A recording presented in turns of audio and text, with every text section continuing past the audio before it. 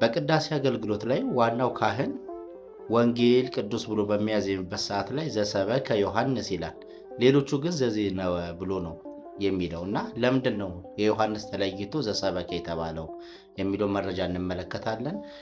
መረጃውን ስትከታተሉ ከደረሳችሁ ላይክ በማድረግ ጀምሩና ኮፒ ሊንክ ሪፖስት እያደረጋችሁ ለሌሎች እንዲዳረስ እንድትተባበሩ፣ በዛውም ከበረታችሁ ፎሎ እንድታደርጉ ጠይቃችኋለሁ።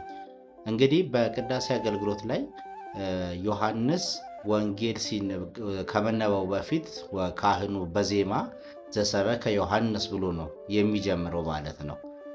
ዜማውን ገና ወንጌሉ እንደተሸከመ መንበሩ ፊት ቆሞ ወንጌል በሚልበት ሰዓት ማለት ነው።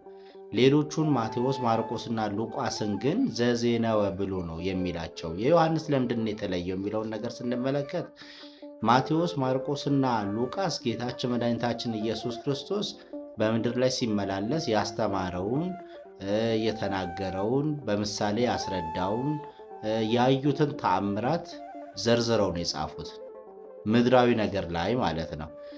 ስለዚህ እነሱ ዘዜነወ ወይም ደግሞ ተናገሩ ወይም ጻፉ ተብሎ ይነበብላቸዋል ወይም ይዜምላቸዋል።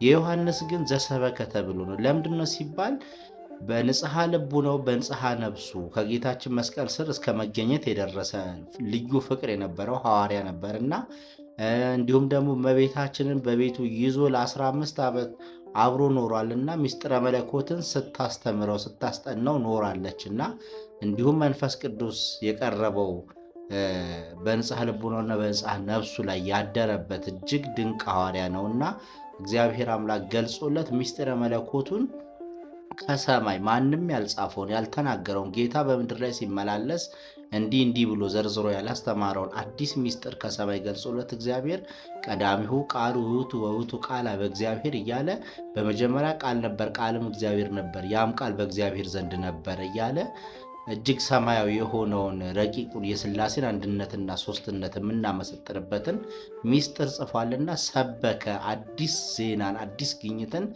ነገረን። ዓለም ያልሰበከውን ዓለም ያላወቀውን ሌሎች ያልተናገሩትን ያላስተማሩትን ስለሰበከ ወንጌለ ዮሐንስ ዘሰበከ ተብሎ ይነበብለታል ማለት ነው። በነገራችን ላይ ምሳሌውም ሲመሰለት ዘንስር ዮሐንስ ነው የሚባለው አይደለ? ንስር ከፍ ብሎ መጥቆ ከሰማይ ስር ከሁሉም በላይ በልዕልና እንደሚበርና አንዳች ቅንጣት ነገር ምድር ላይ ማየት እንደሚችል ሁሉ ዮሐንስም ከፍ ብሎ እንደ ንስር ወደ ሰማየ ሰማያት ተመጥቆ በመንፈስ ቅዱስ መሪነት ማለት ነው የሥላሴን ምስጢር ተረድቶ የጻፈልን ሐዋርያ ስለሆነ ወንጌል ቅዱስ ተብሎ ሲባል የዮሐንስ ዘሰበከ ተብሎ ይጻፋል ወይም ማነው ይነገራል፣ ይዜማል ማለት ነው። በዚህ ምክንያት የሌሎቹ ዘዜናው ሲባል የዮሐንስ ግን ዘሰበከ ዮሐንስ ተብሎ ይነበባል ማለት ነው።